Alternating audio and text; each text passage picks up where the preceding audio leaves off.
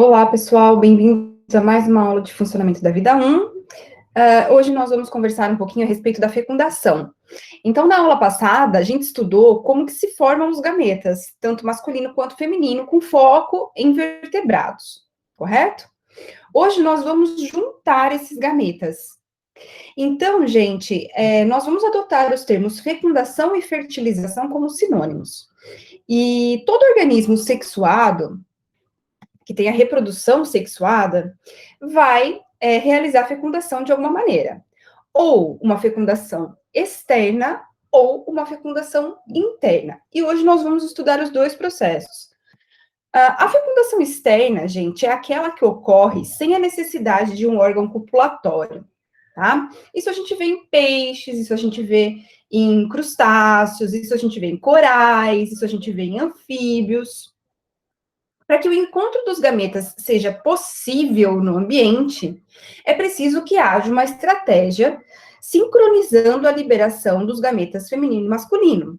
Claro, é impossível, né, que ocorra a fecundação externa no ambiente, e aí normalmente a gente precisa de um ambiente úmido, de preferência um ambiente aquático, mas pode ser assim, em pequenas proporções, como por exemplo uma pequena poça de água, um pequeno acúmulo de água numa folha de bromélia, né? Isso já é um espaço adequado, suficiente para que ocorra fecundação externa. Mas imagine que essa fecundação externa pode acontecer num grande corpo d'água, no mar, né? E como que é possível que dois gametas pequenininhos se encontrem nessa imensidão de ambiente, né? Então, para que a fertilização externa tenha sucesso, é necessário que haja estratégias diferentes para permitir uma sincronia na liberação desses gametas feminino e masculino, ou seja, ovócito e espermatozoide, respectivamente. E aí são diversas as estratégias adotadas para garantir a sincronia de liberação dos gametas. Então, por exemplo, pode ser alterações de temperatura, pode ser alterações de pH, e normalmente pode ser assim, uma questão combinada. A alteração de temperatura altera taxas hormonais dos organismos, e essas taxas hormonais alteradas levam à liberação dos gametas. Como esse estímulo acontece tanto no macho quanto na fêmea, as respostas hormonais de ambos vão culminar na liberação sincrônica dos gametas no ambiente, correto? Outra maneira, gente, um pouco mais íntima, vamos dizer assim, são os comportamentos sexuais, né? Não é porque essas espécies se reproduzem por fecundação externa, sem necessidade de órgão copulatório, que elas não apresentam comportamentos sexuais. Pelo contrário, muitas espécies têm comportamentos sexuais extremamente complexos para garantir, então, a sincronia de liberação dos gametas e a proximidade de liberação dos gametas no ambiente. Por exemplo, gente, os anfíbios apresentam um comportamento, né, muito bonito, que é chamado de amplexo. Amplexo é esse abraço, né, que o macho dá na fêmea. Então, o macho é esse menorzinho aqui por cima, e ele abraça, né, de maneira bem forte a fêmea, né, e pode ficar dias, assim, abraçado com a fêmea, nesse comportamento de amplexo, estimulando a liberação do gameta, garantindo que o gameta feminino seja liberado sincronicamente com o masculino. E os peixes também têm diversas complexidades de comportamento sexual, de natação, para garantir, então, o engajamento do casal, culminando na liberação sincrônica e próxima dos gametas, certo? Além da liberação sincrônica dos gametas, outras coisas são importantes para garantir o sucesso numa fecundação externa. Por exemplo, gente, é fundamental que haja um mecanismo de atração e reconhecimento do espermatozoide e do ovócito de uma mesma espécie. Imaginem, então, essa fecundação externa acontecendo num ambiente grande como o mar. São vários gametas presentes ali, de várias espécies animais, correto? Então, é muito importante que haja um sinal molecular que seja espécie específico, garantindo que o espermatozoide daquela espécie fertilize o ovócito daquela espécie. Isso tudo acontece, gente, graças a questões moleculares. Então, esquemas, né, de receptores presentes na superfície do ovócito feminino, capazes, então, de serem reconhecidos, ou de reconhecerem, melhor, né, moléculas do gameta masculino, e vice-versa. O gameta masculino apresentando receptores na sua superfície, capazes de reconhecer moléculas da superfície do ovócito feminino, tá? Então, é importante que haja essa conversa molecular, certo? Tanto para atração, como nós estamos falando, né, da fecundação externa em ambientes amplos, então é necessário que haja uma atração molecular entre os gametas e, claro, um reconhecimento garantindo, então, que gametas da mesma espécie se encontrem. Isso graças, né, à presença de receptores complementares nas membranas dos gametas de uma mesma espécie. Obviamente, a fecundação externa, ela apresenta algumas desvantagens, né? Até bastante simples de se interpretar. Primeira delas, pessoal, a necessidade de liberação de grandes quantidades de gameta, para compensar a pequena porcentagem de gametas que vai, de fato, sobreviver, vai, de fato, ficar viável no ambiente.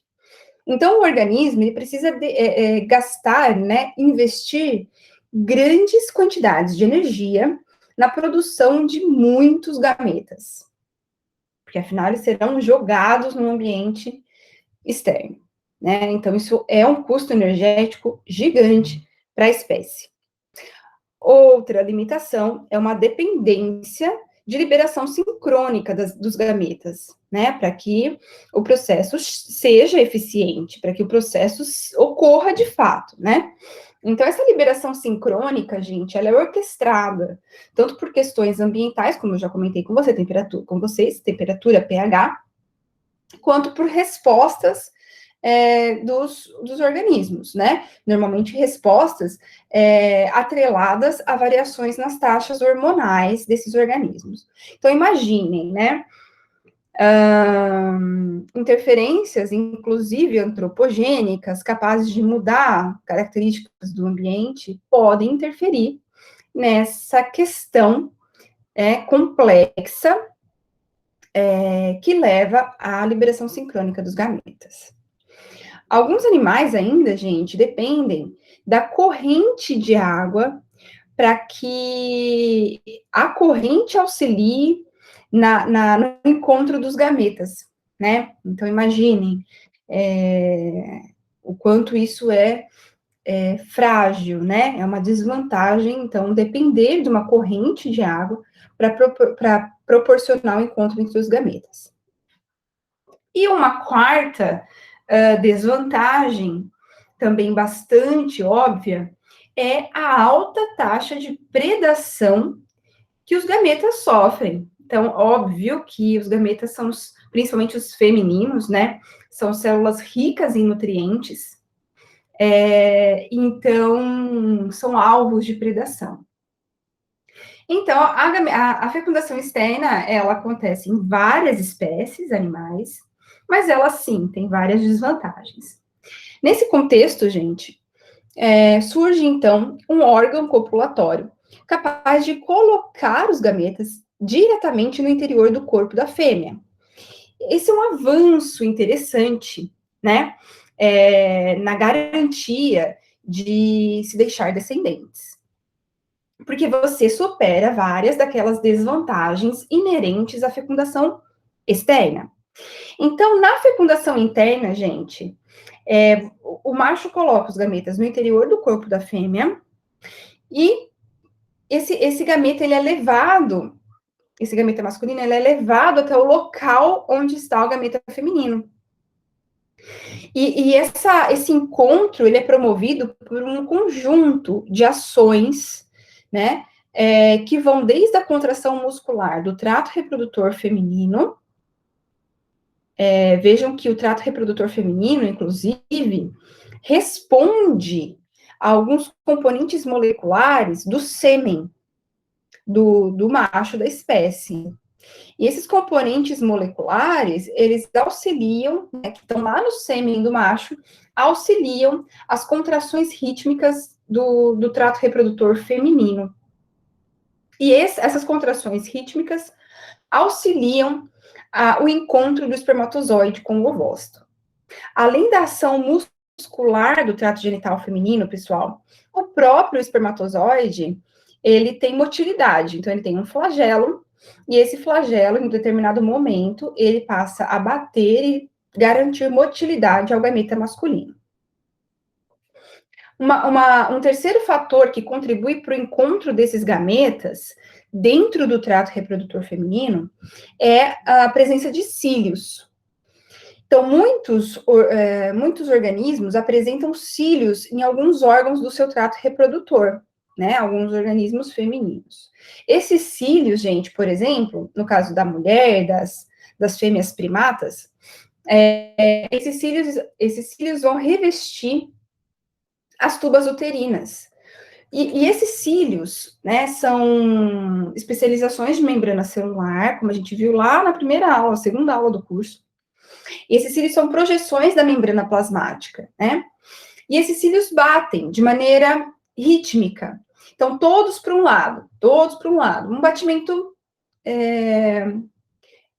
moderado, né? Mas sempre muito rítmico. Esse batimento ciliar rítmico que acontece nessas células aqui no interior da tuba uterina, que revestem interiormente a tuba uterina, promovem uma pequena corrente de fluido, né? Porque todo o trato reprodutor feminino, ele é repleto de fluido. Quando os cílios batem todos no mesmo ritmo, eles produzem um tipo de corrente desse fluido, e essa corrente, né, auxilia, esse movimento do fluido auxilia também na passagem dos gametas, encontro dos gametas dentro do trato reprodutor feminino. Então, vejam, a fecundação interna, ela já limita muito o espaço em que os dois gametas vão se encontrar. Imagina, né? Dentro do corpo da fêmea. Mesmo assim, existem várias estratégias para garantir a atração e o encontro desses gametas, mesmo nesse espaço limitado que é o trato reprodutor feminino. Então, é tudo um conjunto, né? Ação muscular do trato reprodutor feminino, motilidade do espermatozoide, batimentos ciliares das células que revestem internamente os órgãos sexuais femininos, e outras coisas que a gente vai ver daqui a pouquinho também auxiliam nesse encontro dos gametas, tá? Importante, pessoal, enquanto os gametas masculinos são liberados dentro do trato reprodutor feminino, uma coisa muito bonita, interessante e importante acontece com eles, tá? Se eu pegar um espermatozoide do trato reprodutor masculino direto e tentar fertilizar um ovócito, ele não vai conseguir, certo? Ele precisa de um tempo no ambiente do trato reprodutor feminino para adquirir capacidade fértil, tá?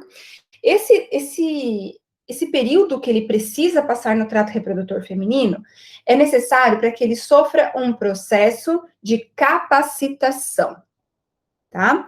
Capacitação espermática. O que acontece, gente? É um período curto em que o espermatozoide fica em contato com os fluidos do trato reprodutor feminino. As substâncias secretadas, principalmente nas regiões, né, do útero, mais próximo à tuba uterina, esses fluidos são ricos em alguns íons. E esses íons interagem com moléculas presentes na superfície do espermatozoide, tá? Alterando essas moléculas. E aí, essas alterações moleculares fazem com que o espermatozoide seja, de fato, capacitado para fertilização. Nós falamos que os espermatozoides se tornam hiperativos e aptos a passarem pela reação acrossomal. Guardem essa informação que nós vamos utilizar daqui a pouquinho, né? Então, essa passagem pelo trato reprodutor feminino, interação com o fluido presente no trato reprodutor feminino, causa modificações moleculares na superfície da membrana plasmática do espermatozoide, fazendo com que ele fique apto a fertilizar um ovócito. Então, ele fica hiperativado, a sua motilidade fica hiperativada, e ele fica pronto para receber os sinais para sofrer reação acrossomal, que a gente vai conversar sobre ela daqui a pouquinho. Então, mais especificamente, né, durante essa capacitação, essa interação com o fluido, ocorre remoção de proteínas presentes na superfície do espermatozoide e alterações metabólicas no espermatozoide, culminando, então, na hiperativação da sua motilidade, tá? E vejam que legal, gente, depois de passar por esse processo de capacitação, os espermatozoides, eles começam a perceber a presença do ovócito. Primeiro, eles vão perceber, mesmo estando relativamente longe, eles começam a perceber uma diferença de temperatura. Então, nos arredores do ovócito, eu tenho até 2 graus a mais do que nas regiões mais distantes, né? Estamos falando do trato reprodutor feminino, mas mais pertinho do ovócito, a região chega a estar 2 graus mais quente do que as outras regiões do trato reprodutor feminino. E o espermatozoide capacitado, né, com essas modificações moleculares e metabólicas, ele consegue sentir essa diferença de temperatura e é atraído por essa diferença de temperatura. Nós chamamos essa atração de termotaxia. Quando o espermatozoide, atraído pelo calor dos arredores do ovócito, começa a se aproximar, ele vai começar a perceber componentes moleculares existentes no ovócito, que vão também causar uma atração sobre ele. E aí nós chamamos de quimiotaxia, tá? Essa quimiotaxia, ela é exercida sobre o espermatozoide, certo? Graças à presença de líquido dentro da estrutura onde está o ovócito feminino. Então, olha que legal, gente. Parece que com o desenvolvimento do órgão copulatório e liberação desses gametas dentro do trato reprodutor feminino, todos os problemas estariam resolvidos, né? Mas não. O trato reprodutor feminino é grande demais ainda para deixar o encontro entre os gametas assim de forma aleatória. Então, o que a natureza faz, né? O que os organismos desenvolveram como estratégias? Vários recursos, contração muscular do trato reprodutor feminino, motilidade dos espermatozoides, batimento dos cílios que revestem internamente o trato reprodutor feminino. Tudo isso acontecendo, os espermatozoides naquele ambiente, né, em contato com aquele fluido, sofrem capacitação, que nada mais é do que remoção de algumas proteínas que estavam ali adsorvidas à sua superfície, e se tornam hiperativos e alterados metabolicamente. Aí eles acordam para a vida e começam a sentir, então, o calor no entorno do ovócito, são atraídos pelo calor, termotaxia. Uma vez representado aqui, né?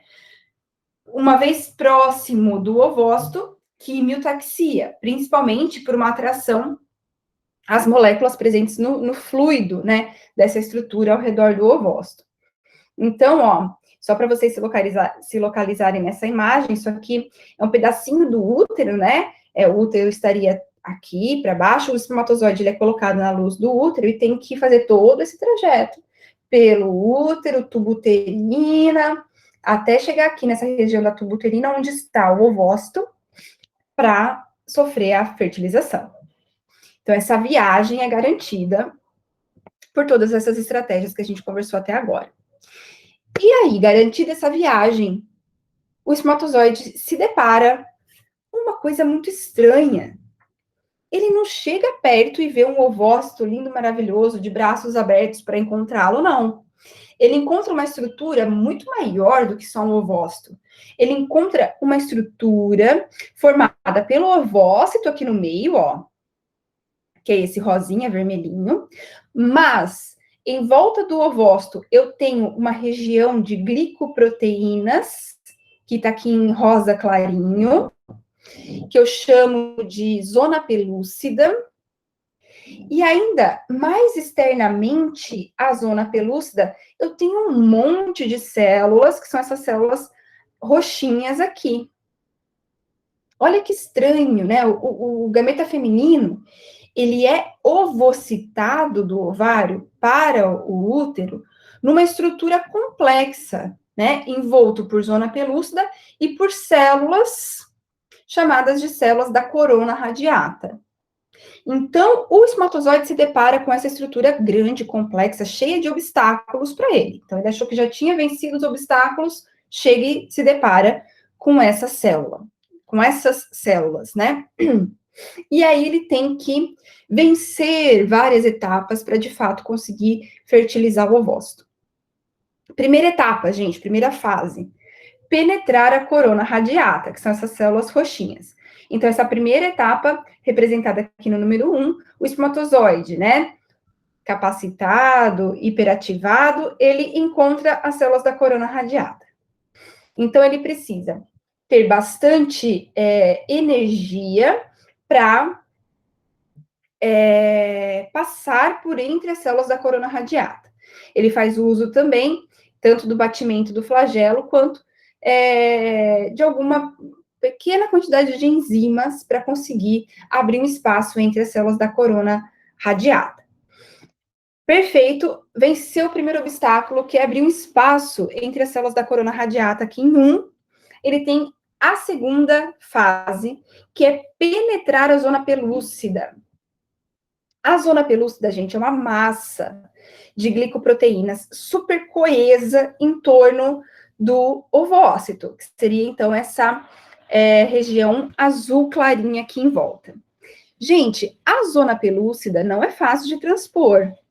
O espermatozoide precisa de muitas enzimas para que as enzimas façam a digestão dessas glicoproteínas da zona pelúcida e consigam abrir uma passagem através da zona pelúcida.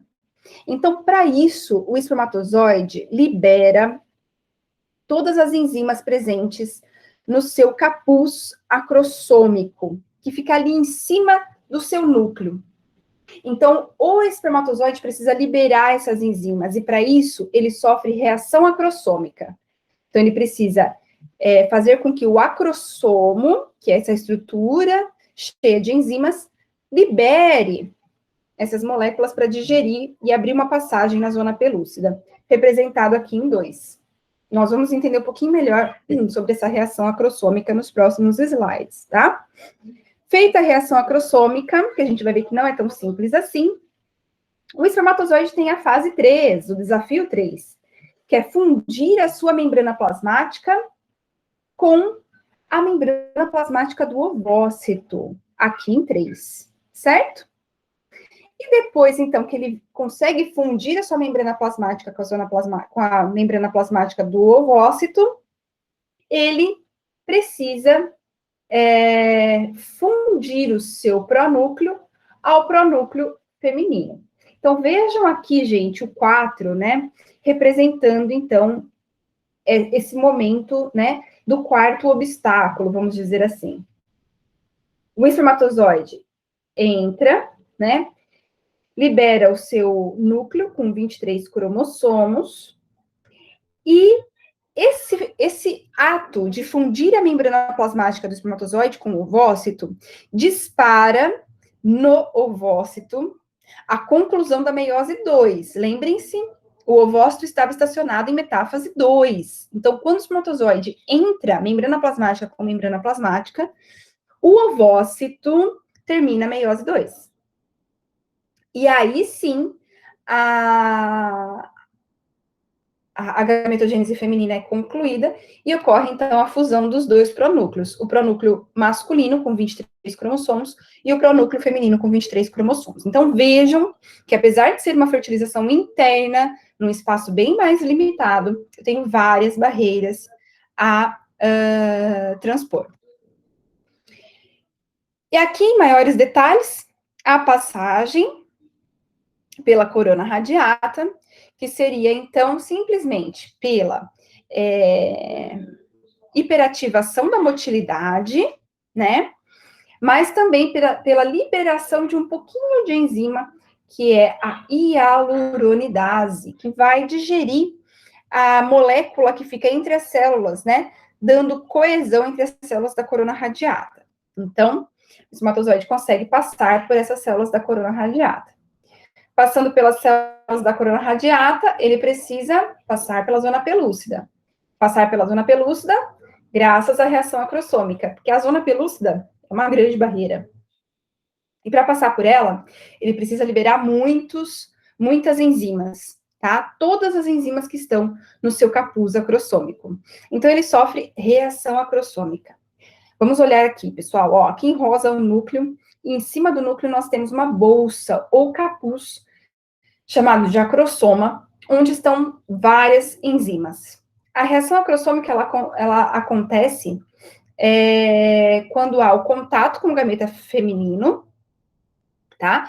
E aí ocorre a fusão, né, da membrana plasmática do espermatozoide com a membrana do acrossoma, abrindo esses buraquinhos, né, no acrossoma, permitindo a liberação dessas enzimas. Ó, então aqui é uma microscopia eletrônica, né, dá pra gente ver esses pontos de fusão por onde as enzimas vão passar, e aqui um esquema, né, mostrando o núcleo em azul, o acrossoma em verde, e aqui as fusões, permitindo, então, a saída das enzimas que vão digerir a zona pelúcida e abrir uma passagem para o espermatozoide. Gente, quando o espermatozoide passa pela zona pelúcida, acontece o contato dele com a membrana plasmática do ovócito. E aí, gente, o que acontece?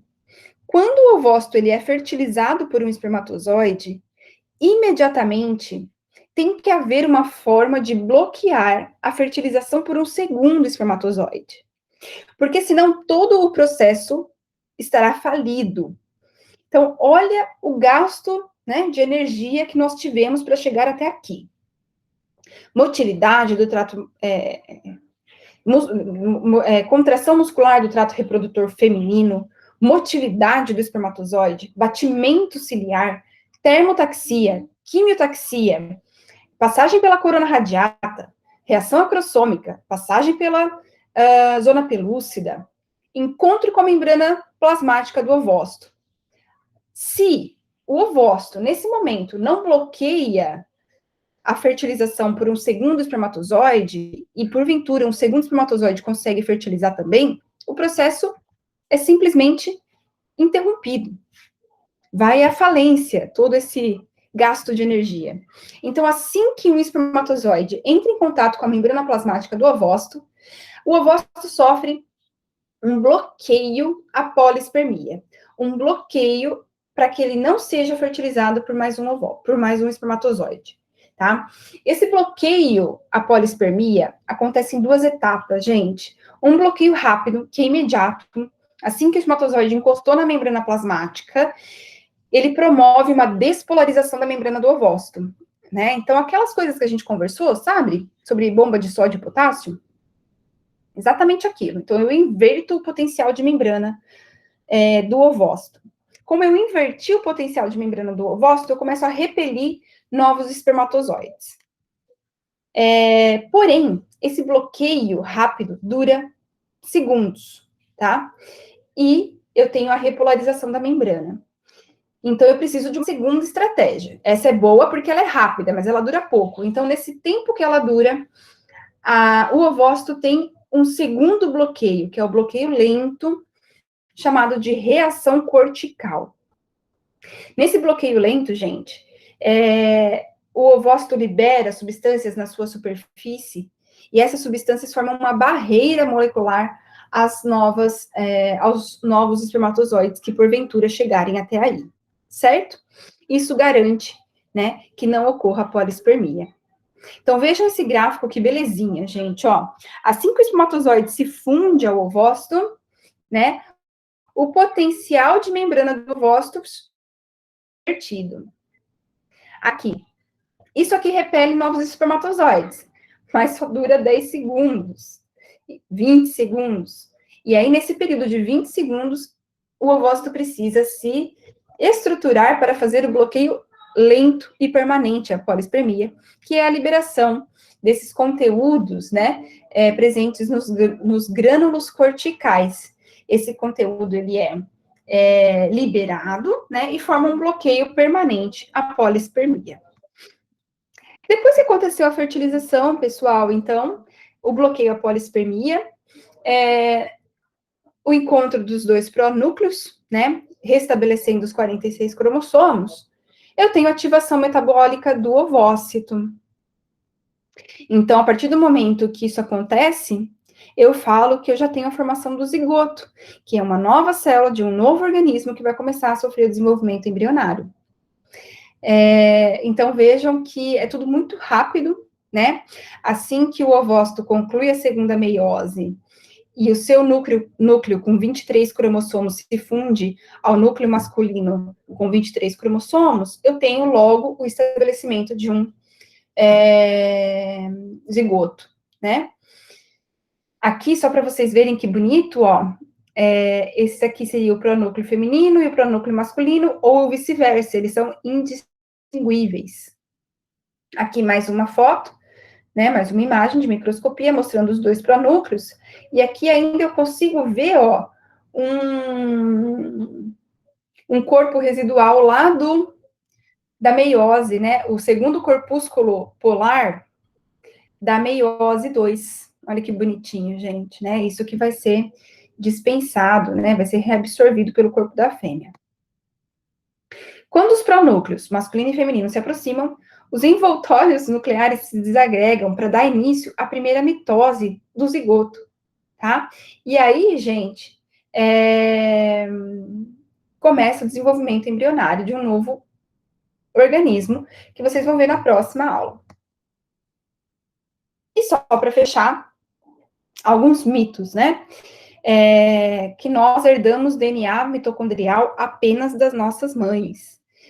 Então, pessoal, isso não é verdade, né? Nós herdamos também DNA mitocondrial dos nossos pais.